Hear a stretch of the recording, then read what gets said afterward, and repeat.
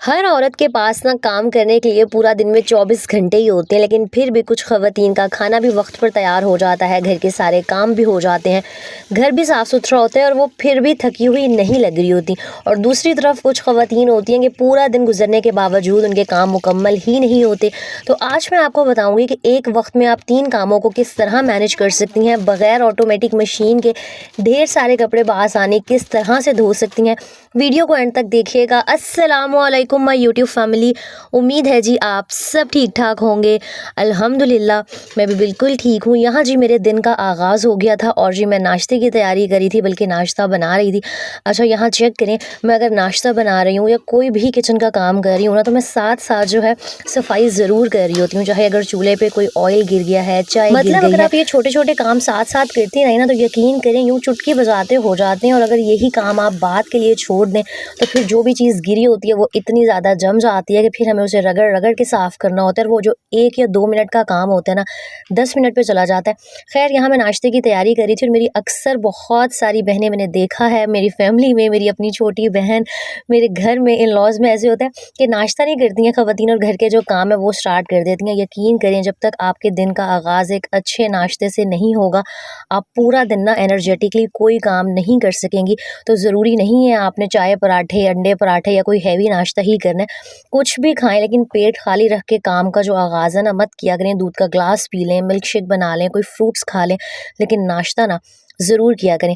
अच्छा मैं आज आपके साथ शेयर करूँगी कि किस तरह ना मैं 3 काम एक साथ मैनेज कर लेती हूँ। भाई मल्टीटास्किंग सबको करनी आती है, टाइम मैनेजमेंट भी कोई मुश्किल नहीं है, लेकिन हर चीज़ को ना सही तरीके से करने की एक टेक्नीक होती है, एक तरीका होता है। लेकिन यहाँ सबसे पहले मैं आपको बताती हूँ कि जैसे ही मैं नाश्ता बनाने से फ्री हुई थी ना, मैंने जो मशीन थी वो ऑन कर दी थी, बल्कि नाश्ते से पहले ही ऑन कर दी थी। और मेरी सेमी ऑटोमेटिक मशीन है, जितनी देर में मेरा नाश्ता बना था ना, मेरे कपड़ों का जो एक चक्कर था वो धुल चुका था। तो मैं यहाँ पर ना इनको रिंस होने के लिए और स्पिन होने के लिए दूसरा जो क्या कहती हैं मशीन का टब है उसमें डाल रही थी। और मुझे बेतहाशा कमेंट्स रिसीव होते हैं, आप ही आपकी मशीन कौन सी है। हमारे पास भी इस तरह की ट्विन टब वाली, मतलब 2 टब्स जिस मशीन में होते हैं एक ही साथ, वही मशीन है, लेकिन हम तो कपड़े इसमें नहीं खंगाल सकते, हम अलग से खंगालते हैं, बहुत मेहनत लगती है। तो पहले तो बता दूं, ये हायर की मशीन है, मैंने 6-7 महीने पहले ली थी 30,000 रुपये की। और इसका मॉडल मैं शेयर कर दूंगी, फ़िलहाल मुझे याद नहीं आ रहा। और इस मशीन को लेने से पहले ना ज़ाहिर सी बात है मुझे भी कपड़े धोना बहुत मुश्किल लगता था, और मेरे पास भी वो सिंपल वॉशिंग मशीन थी और जो स्पिनर था वो अलग से था। लेकिन हाँ, आपको मार्केट में इस तरह की ना डबल ट्विन टब वाली बहुत सी मशीन्स मिल जाएंगी, लेकिन सबके अंदर ये ऑप्शन नहीं होता कि आप कपड़े खंगाल सकें। तो आपने अगर न्यू मशीन ख़रीदनी है ना, तो ज़रूर पूछ लीजिएगा कि इसके अंदर जो कपड़े हैं वो रिंस भी हो जाते हैं, यानी कि सर्फ वाला पानी भी आप निकाल सकते हैं। तो ज़रूर ध्यान से और फिर ख़रीदिएगा। ये ना हो कि आप ट्विन टब ले आएँ लेकिन उसके अंदर जो खंगालने वाला ऑप्शन हो वो ना हो। और इस मशीन को लेने की एक रीज़न ये थी कि भाई जो ऑटोमेटिक मशीन है ना, वो 60-70 हज़ार से स्टार्ट होती हैं, और इतने ज़्यादा जो थे ना, मेरे पास पैसे उस टाइम नहीं थे, जो बजट था वो नहीं बन रहा था, तब मैंने ये ख़रीदी थी। और ये चेक करें, आप पूछते हैं ना आप ही के जो स्पिन वाला इसका टब है उसमें पानी कैसे आता है, तो इस तरह से एक बटन दिया हुआ है। अगर मैं इसको वॉश वाली साइड पर करती हूँ तो जहाँ पर कपड़े धुल रहे होते हैं उस टब में पानी आता है, और अगर मैं इसको स्पिन वाली साइड पर करती हूँ ना, तो यहाँ पर पानी आना स्टार्ट हो जाता है। और बस इस तरीके से पहले मैं जो है सारा जो सर्फ़ है ना वो पानी को खोल के निकाल लेती हूँ, खुद ही जो है वो सर्फ़ भी निकल जाता है। और जब अच्छे से सर्फ़ निकल जाता है ना, और आपको अंदाज़ा हो जाएगा जो पाइप है उससे साफ़ पानी आने लगेगा, फिर जी आप स्पिन करके कपड़ों को ड्राई कर सकती हैं। तो बस सारा काम खुद हो जाता है, सिर्फ आपने एक टब से दूसरा टब में कपड़े डालने हैं। अच्छा खैर, मैंने कहा चलो जी, मशीन तो ऑन हुई हुई है, कपड़े धुल रहे हैं, तो बीच में जो मेरे पास टाइम था ना उसको मैंने यूटिलाइज़ किया। एक दिन पहले मैं ग्रोसरी लेकर आई थी, और अक्सर हम क्या करते हैं कि कामों को ना पेंडिंग छोड़ देते हैं, हो जाएगा बाद में कर लेंगे, और बस फिर वो जो काम है वो पेंडिंग होते चले जाते हैं। तो भाई अगर आप चाहती हैं कि आपके भी घर के सारे काम टाइमली मैनेज हो जाएं, आप थकी हुई भी ना लगें, और आपके पास फ्री टाइम भी हो, आप सेल्फ केयर भी कर सकें ना, तो स्मार्टली तरीके से कामों को मैनेज किया करें। जो भी फ्री टाइम होता है ना, उसमें मोबाइल फ़ोन उठाने की बजाय या उस टाइम को सिर्फ लेट कर फारिग ऐसे ही वेस्ट करने की बजाय स्मार्ट तरीके से इस्तेमाल करें। अब नाश्ता हो गया था, साथ ही साथ जो थे ना, मैंने कपड़े भी थे ऑलमोस्ट वॉश कर लिए थे। अभी भी मेरा जो कपड़े थे ना, ज़ाहिर सी बात है ज़्यादा कपड़े थे, 3 से 4 चक्कर धुलने थे, तो मैंने सोचा जितनी देर कपड़े वॉश हो रहे हैं ना, जो मैं ग्रोसरी लेकर आई थी, मैं उसको समेट लेती हूँ। तो इस तरीके से आप भी कर सकती हैं, कोई मैं सुपर वुमन नहीं हूँ। और अच्छा, मुझे आप लोगों के कमेंट्स पढ़ के बड़ी खुशी हो रही होती है।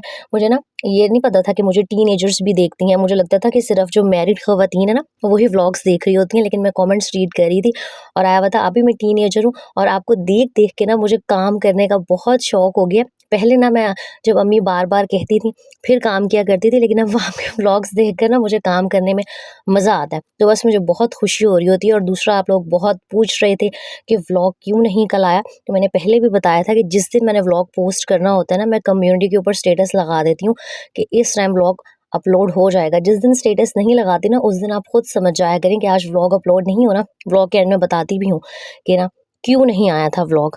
अच्छा खैर, न्यू मंथ स्टार्ट होता है ना, तो हम मिडिल क्लास ख़वातीन के लिए सबसे ज़्यादा खुशी का दिन वही होता है जिस दिन हस्बैंड की सैलरी आती है और हम पूरे महीने का जो राशन है ना वो लेकर आ जाते हैं। और यकीन करें, मैंने एक दफ़ा सिर्फ ट्राई करके देखा था कि मैं मंथली राशन की बजाय ना वीकली या डेली बेसिस पर लूँ, तो मुझे वो काम बहुत मुश्किल लग रहा होता है। मुझे लगता है जब हम एक साथ सारी चीज़ें ले आते हैं ना, तो उसमें बरकत ज़्यादा होती है और पैसों की भी बचत हो जाती है जब हम थोड़ी ज़्यादा क्वान्टिटी में चीज़ ख़रीदते हैं। स्पेशली इस महीने ना मैंने बहुत एहतियात से ग्रोसरी की थी, कोई भी जो थी ना एक्स्ट्रा चीज़ नहीं खरीदी थी। अच्छा, मैं आप लोगों को बताती हूँ, आजकल अगर आप सुपर मार्केट्स जाएँ, बड़े-बड़े डिपार्टमेंटल स्टोर्स जाएँ ना, तो वहाँ पर प्राइस स्कैनर्स लगे होते हैं, तो हर चीज़ की ना प्राइस को स्कैन करके फिर बाय करें। पहले मैं ऐसे नहीं करती, मुझे अंदाज़ा होता है कि इतने की चीज़ होगी। अक्सर चीज़ें होती हैं जिन पे प्राइस टैग्स नहीं लगे होते, लेकिन आपने ना हर चीज़ की प्राइस को देख के 2 से 3 ब्रांड्स चेक कर लिया करें।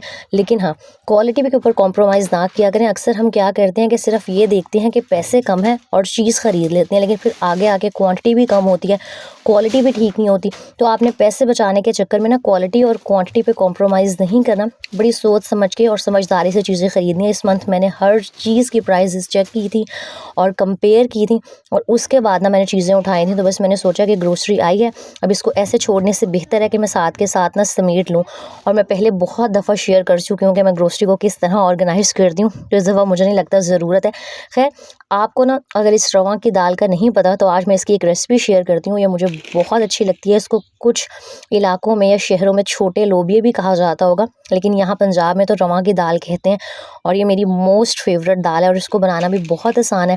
मैंने तो थोड़ी सी बनानी थी, 1 कप के करीब। तो मैंने एक मीडियम साइज़ का प्याज लिया था, एक बड़ा टमाटर लिया था, थोड़ा सा लहसुन अदरक लिया था और एक हरी मिर्च ली थी। और आपने थोड़े से ऑयल में डाल के ना इन सारी चीज़ों को फ्राई कर लेना है, ताकि इनका जो कच्चापन है ना वो ख़त्म हो जाए। अच्छा, अक्सर हम क्या करते हैं कि हम जब दालें लेकर आते हैं या कोई भी इस तरह की चीज़ लेकर आते हैं ना, तो हम उनको पैकेट्स में छोड़ देते हैं, तो वो चीज़ वेस्ट भी बहुत होती है और कीड़ा लग जाता है। कोशिश करें दालों को स्पेशली आप प्रॉपर जार्स में, एयर टाइट जार्स में डाल के रखें और बीच में वो जो एक होता है ना तेज़ पत्ता, हाँ, तेज़ पत्ता रख दें, तो उस तरह ना आपकी दालें जो है महफूज रहेंगी और उनमें कीड़ा नहीं रहेगा। स्पेशली गर्मियों में दालें बड़ी जल्दी ख़राब हो जाती हैं। अच्छा, इस तरीके से ना आपने प्याज, टमाटर, अदरक, लहसुन और हरी मिर्च को बिल्कुल सॉफ्ट कर लेना है। हल्के से ये ब्राउन जब होना स्टार्ट होंगे ना, तो फिर आपने इनको ठंडा करके फिर ब्लेंडर के जग में ऐड करना है, ताकि हम सारी चीज़ों को ना ब्लेंड कर सकें। अच्छा, आपको यूट्यूब पर या बहुत सारे लोग ना बहुत डिफरेंट तरीके से बनाते हैं, लेकिन मुझे ये सबसे आसान तरीका लगता है। और रवा की दाल ना इस तरह बहुत मज़े की लगती है। मुझे ना आप लोगों ने कमेंट्स में बताना है कि आपके घरों में भी ये वाली दाल बनती है, और अगर बनती है ना तो किस तरह बनाई जाती है और इसका नाम क्या है। क्योंकि जब मैं पिछले साल रेसिपी शेयर करती थी ना, मुझे मेरे कमेंट्स आते थे कि हमने पहली दफ़ा इस दाल के बारे में सुना है। अच्छा, आपने सारी चीज़ों को ना ब्लेंडर में पानी डाल के ब्लेंड कर लेना है। अच्छा, इसको आपने तकरीबन आधा पौना घंटा ज़रूर भिगोना है। और ये कुकर के बगैर मेरा नहीं ख्याल बनती है, अगर बनेगी ना तो बहुत ज़्यादा टाइम लेगी। तो इतनी देर गैस को वेस्ट करने से बेहतर है कि आप आयतल कुर्सी कुकर के ऊपर पड़ के कुकर चला लें, अगर किसी को डर लगता है। लेकिन ये इसमें आधे घंटे में बन के ना तैयार हो जाएगी। अच्छा, आपने कुकर के अंदर सारी जो ब्लेंड की हुई चीज़ें थी वो पानी के साथ ऐड करनी है। नमक, लाल मिर्च, पिसा हुआ धनिया, हल्दी डालनी है और साथ में थोड़ा सा मसाला जब पकने लगेगा ना, तो जो दाल थी उसको ऐड कर देना और बस 30 से 35 मिनट के लिए ना आपने इसको छोड़ देना है। 30-35 मिनट भी कम ही है, काफ़ी टाइम में ये गलती है। और साथ ही साथ यहाँ चेक करिए, मैंने ग्रोसरी भी समेट ली थी, मैंने हांडी भी चढ़ा दी थी और जो मेरे कपड़े थे ना वो भी स्पिन हो गए थे। मतलब 3 काम एक साथ हो गए थे और मैं बहुत ज़्यादा ना थकी भी नहीं हुई थी। अक्सर हम क्या करते हैं कि काम तो बहुत सारे एक साथ शुरू कर लेते हैं, लेकिन जो इम्पोर्टेंट काम होते हैं ना वो रह जाते हैं।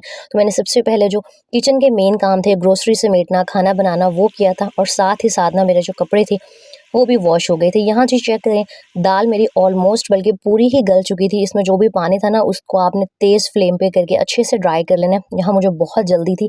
अच्छा, इसके अंदर ना ऑयल ज़्यादा सारा आपने ऐड करना है, मैं बताना भूल गई। अगर इसके अंदर आप ऑयल कम डालेंगे ना तो ये बिल्कुल रूखी फीकी सी बनेगी और बिल्कुल ही ड्राई हो जाएगी। तो ऑयल आपने ज़्यादा डालना है, खुले हाथ से डालना है और इसकी बस अच्छे से भुनाई करके ऊपर आपने हरी मिर्चें, टमाटर और बारीक प्याज गार्निश कर देना है। मुझे यहाँ बहुत जल्दी थी क्योंकि मेरा ना डॉक्टर के पास अपॉइंटमेंट था। यहाँ चेक करें, बादल कितने प्यारे लग रहे थे। तो कल व्लॉग इसलिए नहीं आया था कि एक तो मेरी अपनी तबीयत ठीक नहीं थी, मुझे डॉक्टर के पास जाना था, और दूसरा आमना भी ना थोड़ी-सी बीमार हुई हुई है, गला ख़राब और बुखार, क्योंकि मौसम अजीब-सा कुछ हुआ हुआ है। तो बस हम दोनों को दुआओं में याद रखिएगा। उम्मीद है जी व्लॉग अच्छा लगा होगा। अपना बहुत सारा ख़्याल रखिएगा। नेक्स्ट व्लॉग में मिलेंगे। अल्लाह हाफ़िज़।